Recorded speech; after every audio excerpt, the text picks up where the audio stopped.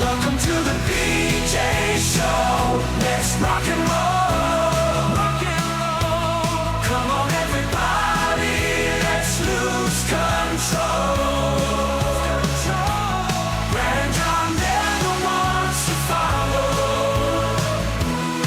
Yeah, ready for the ride. It's the BJ Show. BJ Show. John Combest. It's a sad day here at the radio station, I have to tell you. Why is that, Brad? I'm down to my last box of fall party cake, Little Debbie's. And matter of fact, not am I down to my last box, I'm down to my last two little 2-packs. How depressing is that, John? That's pretty sad. And as we get into story number 3 today, I have a specific question about your high glycemic food intake.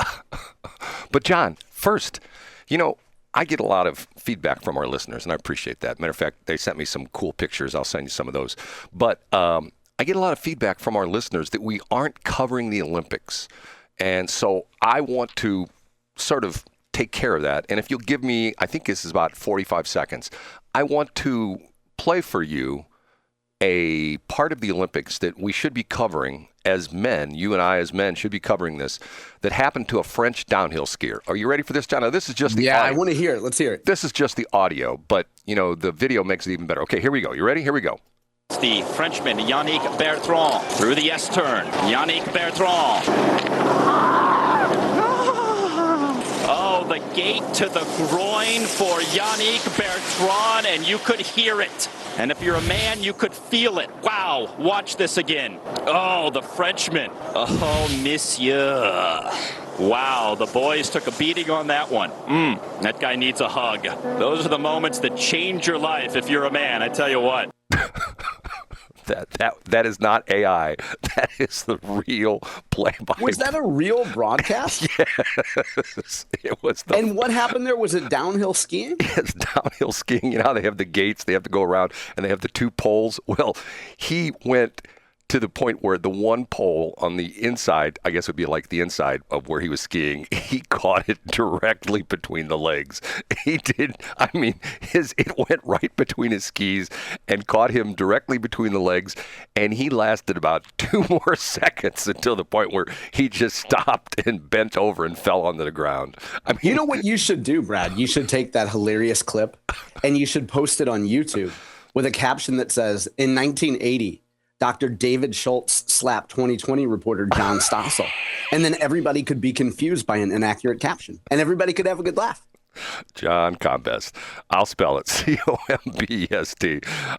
Every single day of his life, he puts together this incredible website with all these important things you need to know about. Sometimes way too much. Sometimes I.O. You know what I.O. is, John? No, I have no idea. Information overload. So what we do is, as courtesy to our listeners, we take the dozens of things that's on johncombest.com, johncombest.com site from today, and we bring in this gentleman. I'm Casey Kasem. And John counts down, let me try that again. John counts down the top 3, and we start with... In third place.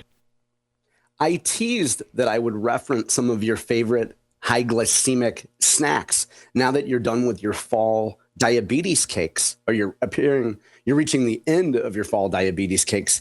I'm going to list these quickly, and I want you to tell me your favorite one. Okay, Brad? I'm ready. Okay, as you eat: Doritos, Milky Way, Nerds, Chips Ahoy, Crunch, and Sour Patch Kids. Do you like any of those? I never touch any of those. None of those. Really? Yeah. You're not into it surprises me that you wouldn't eat Chips Ahoy. Nope. You seem like somebody that would drown your sorrows if they're out of ice cream at Schnucks, like getting a bunch of Chips Ahoy and shoving them into your gullet. John's going to make fun of me about the time I ate half a pint of ice cream it was back in the summer, wasn't it, where I ate a half a pint of ice cream in the parking lot at 10 o'clock at night, and a homeless guy came up and hassled me. Now, I should be more sensitive, Brad, because as about half of our listeners know, you were on your period at the time. And, the hormone thing makes you overeat sometimes. But I digress, Brad. When we talk about sugary snacks and food, it's not just me poking fun at your diet. A headline from Rebecca Rivas today from the Missouri Independent. Technically, it came out yesterday afternoon, but it's on my website today. Missouri AG sues St. Louis smoke shop for selling intoxicating THC candy bars. Just last week, we talked about some legal marijuana dispensaries getting a bit upset at some of those smoke shops, excuse me. Catherine Hanaway has gotten in on the act now, and she specifically is looking at a store. Brad, where do you think a good store that would sell some potentially illegal candy with THC in it? If you had to guess one or two areas in St. Louis, where would you guess? Soulard, South City, or North City? Brad, you are so brilliant, and not just for your radio exploits, but your knowledge of demography. Yes, Brad, South St. Louis, there's a shop called Pressure STL. You want to get rid of the pressure? Go to Pressure STL, bro. They sell look-alike packages of some of your favorite candies. When I say your, I don't mean Brad Hildebrand. I mean gentle listener. So Skittles, you can buy Skittles there. When each piece of candy contains 20 megs of THC, bruh, and compared to what you would get in a regular cannabis drink, that's a whole lot packed in each and every Skittle, bruh. So Catherine Hanaway files this case in St. Louis Circuit Court on Tuesday, and she alleges that Pressure STL, they sell high-dose THC versions of other kid-favorite snacks like Doritos, Milky Way, Nerds, Chips Ahoy, Crunch, Sour Patch Kids. Now, of course, the real companies aren't actually manufacturing the labels. These are knockoffs, man, with just a little bit of dope in them. Rebecca Rivas points out that the companies say, well, technically, the marijuana, the THC is in here, but it won't get you intoxicated at a high level unless you set it on fire, you know? Like that weed in your joint, it's not going to really get you high if you just eat it. You got to heat it up to get super high, bruh. So to be fair to Pressure STL and other people who sell this, they claim that, you know, it's really hard to measure the THC. You can't say that it gets you super high. You can't say it just gets you a little bit high, bruh. So you can read more about this in Rebecca's piece. And to be honest, Brad, with the exception of times that we have Epen Thampi on here to describe the action of THC, I don't really get a lot of the difference between a Delta 9 and a lower grade version of marijuana. But let me tell you what I do understand and what's super annoying. We have an attorney general now who's going after gray machines and THC products. We talked about those gray machines, those video lottery terminals, those gray games, the gaming machines. Brad, what happened to the days when our attorney general could go on Fox News or 97.1 and talk about fun national issues? Why are we cursed with an attorney general who's taking action against companies that are clearly flouting the law? I don't like it. I want my attorney general to be on national news talking about national issues. John, I got a question for you, which brings that up. Andrew Bailey, the former attorney general. Okay, we had Kash Patel number 1, we had Dan Bongino number 2, and then Kash Patel was number 3. Is Kash number 2 now? Is he the assistant FBI director? To quote Chevy Chase playing Gerald Ford, I was told there would be no math. Okay, never mind. I don't know where Andrew Bailey is in that thing. I would presume, Brad, you've pointed out that you perceive incorrectly that he's disappeared because you never hear from him. I would imagine that he's just doing his job as a deputy and trying to not get embroiled in a lot of these internal scandals and fights. Interesting. So he's not craving the attention he craved here when he was in Missouri? I would say that probably, Brad, when he was here in Missouri, there were a lot of folks that wanted to hear from him every week on television, radio, political events. And I would say in D.C., he's probably, you know, a Midwestern fish, learning how to do his job, putting his head down, doing the work, and not focused on the narcissism and solipsism of being on TV every day. Well, John, I have to tell you that there was that vacant studio down at 97.1 when Andrew Bailey left, but now they have the studio with the name on it with Catherine Hanaway, so things are good now. Is that what happened? I heard that they were down in Washmo And they continually offer it to Dick Stratman so that he can defend running stop signs, much the way a subject of story number 2 is defending how they spend money. Up a notch to number 2. How's that for a segue to cut you off, Brad? A headline from Austin Hughley of the Post-Dispatch. The Rams cash was supposed to transform St. Louis. It's being used to fill holes. To quote Brad Hildebrand, "Here we go again." And I don't mean to get you started on Rams money, because I know you have a lot of feelings on this topic, but there's a money quote in here that we're going to get to in about 120 seconds. I'll lay out what Austin has to say. Pardon me. 4 years ago, the region's leaders were talking a big game. The region had just won $790 million settlement from the St. Louis Rams owner Stan Kroenke and the NFL over the team's move to Los Angeles. Blah, blah, blah. So Austin goes on to detail some of the stuff that happened. Tashara Jones promised long-term transformational change in our communities. St. Louis County spokesman called it an opportunity to invest in the future of generations to come. Okay, Austin gets to the punchline. 4 years later, the soaring rhetoric is gone. Hopes for a sweeping regional plan are dead, and leaders are spending the money mostly on everyday needs. Now, you could probably stop reading there, because Austin does such a good job encapsulating the whole issue in the first 3 or 4 paragraphs there. But he goes on to detail, should you choose to read, St. Louis County is using the money to pave streets, upgrade security, and plug budget holes. And they have a quote from the folks from St. Louis County, Doug Moore. He's one of the spokesmen. He says, "It's the spot the county's in right now," because they're trying to use the settlement money to plug these budget holes. Not just literal holes in the roads and potholes, but actually plugging budget holes. So my favorite quote that I mentioned earlier, you think, gee, John, shouldn't the city have done something super ambitious with this money? Don't they have a big long-range plan and a vision for North St. Louis? David Stokes, the municipal policy director at the conservative Show Me Institute. I'd kind of call him a little bit more libertarian, but I'm not one to quibble with Austin. He's a great reporter. At the conservative Show Me Institute, said it's not surprising that the city money is being spent for everyday stuff and not necessarily a loss.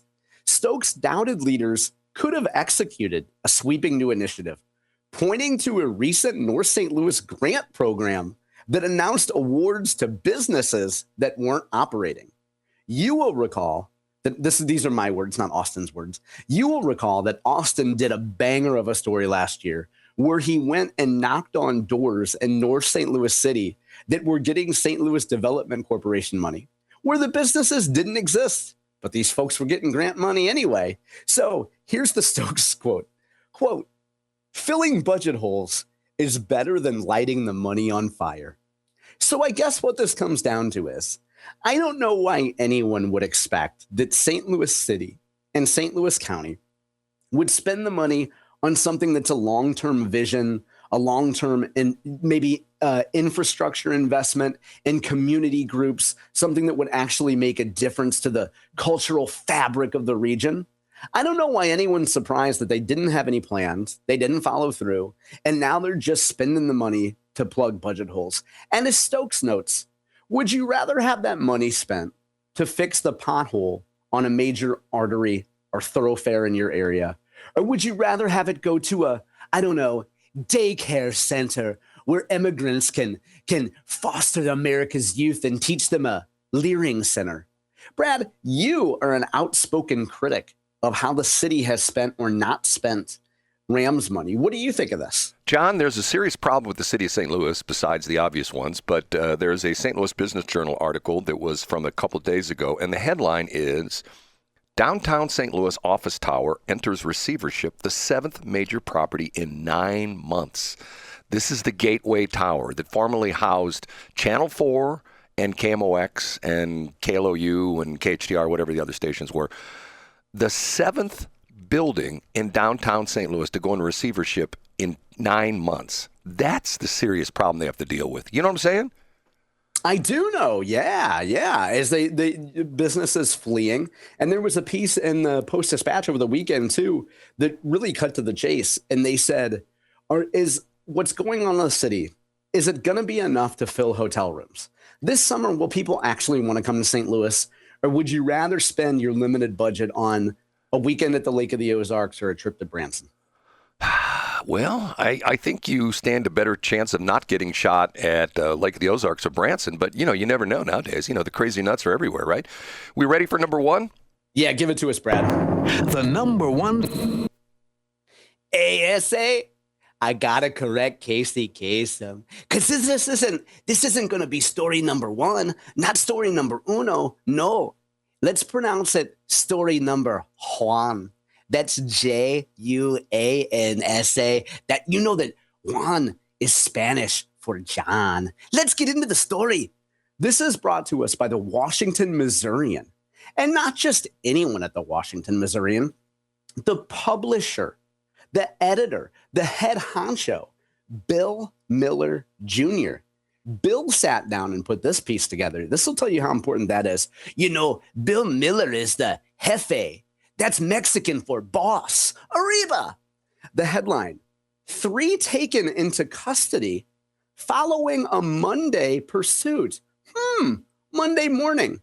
Now, I'll just get to the second punchline here, Brad, which is that finally law enforcement officials have chosen to use non-lethal methods to subdue someone who might have broken the law. Brad, that's what should have happened in Minneapolis the whole time, A Washington police officer used a non-lethal beanbag round to subdue a woman who was a passenger in a vehicle that led deputies on a pursuit in Franklin County Monday morning. A deputy stopped an SUV near the intersection of Highway 47 and Commercial Drive. That SUV had expired Illinois plates. During the stop, a female passenger in that SUV became, quote, verbally defiant, end quote, then drew a knife from her purse and threatened the deputy with it. This is a good time to note that pulling a knife is not one of the recommended steps that you will find in Brad Hildebrand's guide. Exactly. Perfect traffic stop. It's not a good thing when you pull a knife. Yeah, that is not one of the best practices that you lay out there, Brad. According to online court documents, the female driver of the vehicle drove off during the traffic stop, and a pursuit ensued southbound on 47. And it was dangerous for folks in Franklin County because the driver started weaving in and out of traffic. She was driving onto oncoming traffic to pass other vehicles. So she even avoided spike strips and continued to flee. Okay, I'll get to the good point. She drove off the road to avoid stop traffic, and she nearly hit a mailman. Can you imagine the guilt you would feel hitting a mailman and knowing that some mail might take a few extra days to arrive? I couldn't imagine having that on my conscience. If she was heading south on 47, she probably was near the Union Post Office. She might have been, Brad. That's going to be a convenient excuse for them in the coming weeks. The driver was taken into custody without incident. Okay, so that seems like a pretty good outcome. But the passenger failed to follow instructions. She walked aggressively toward deputies, and then she went back to the glove box, and they thought, okay, she's going to grab the knife. And they shot the suspect with a non-lethal beanbag round. Now, I've often pointed out that I don't know why police just don't use beanbags or maybe a Scooby-Doo net to capture the bad guys. And this time, I'm glad they used a beanbag, Brad, because nobody deserves a bullet. This woman, who was the passenger, was taken into custody. Uh-oh. Here's where the charges come. The driver of the vehicle was named Jamira Johnson. And you're going to be shocked to know she had several active felony warrants for burglary and stealing. And she was wanted for violating her parole. I know you're surprised by that. So she was charged with felony, fleeing, blah, blah, blah. The passenger who was shot with a beanbag round, her name was Shaniqua. John, you got to be kidding me. No, she's a Shaniqua. She was charged with felony unlawful use of a weapon and exhibiting. Both women are held in the Franklin County Adult Detention Center. You say, John, I loved hearing that gentleman named Juan, but what does he have to do with anything? Bill Miller reports the rear passenger, Juan Lopez, is an illegal alien. He was turned over to ICE on Wednesday, February 11th. So just yesterday, Mr. Juan Lopez gets a trip to hang out with ICE for a while and maybe go back to wherever he came from. So this seems like a good news story all around. You have a non-lethal beanbag used on a sweet, felonious woman named Shaniqua.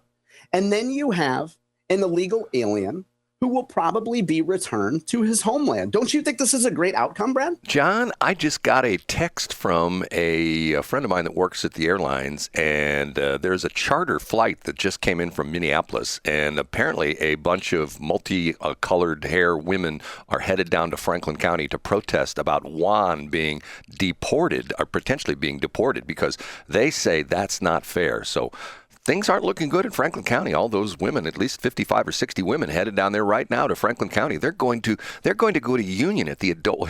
You say the adult correctional center. Can't we just say jail? I don't know, Brad. I believe they're correcting behavior. Well, all those blue-haired women, and I don't mean women your age, Brad. I mean actually dyeing their hair blue intentionally. Women.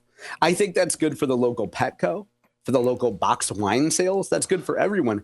And the only downside of this is that, did you know that producer Christy had hired Mr. Lopez for our show? Did you hear about this? We actually had him under contract. Do you know why? Why? To do her lawn? Brad, stop stereotyping.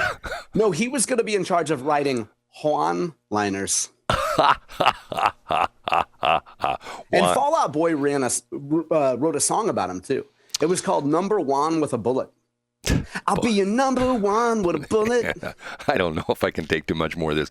By the way, John, when we go into break here, which we're going to go in about 5 seconds, check your phone, and I sent you a couple. I saw it. Yeah, I see some wacky AI images that are certainly a good use. Hey, look, you spelled everybody's name right in the 97.1 office, too. Did you spell Hanaway right? Yes, I did. No, it's not spelled right. But other than that, wow, yeah, Brad, good job.